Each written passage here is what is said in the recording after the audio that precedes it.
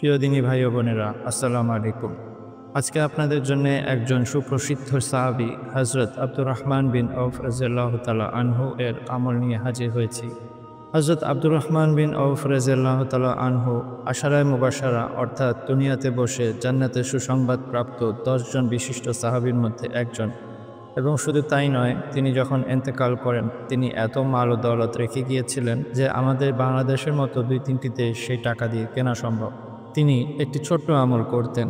সেই আমলটি ছিল তাহাজ্জুদের সময় থেকে শুরু করে সুবহে সাদিকের মধ্যবর্তী সময়ে ঘরের ৪ কোণে ৪ বার আয়াতুল কুরসি পড়ে ফু দিতেন। পূর্বে এবং পরে অবশ্যই দুরূদ শরীফ পড়তেন। তো সুতরাং আপনিও যদি চান আপনার পরিবারে আল্লাহ পাকের রহমতের ছায়াতলে থাকুক এবং আপনার পেরেশানিও দূর হয়ে যাক, তাহলে আপনিও সাহাবায়ে কেরামের এই আমলটিকে অনুসরণ করতে পারেন। আমার জন্য দুআর দরখাস্ত। আসসালামু আলাইকুম ওয়া রাহমাতুল্লাহি ওয়া বারাকাতুহু।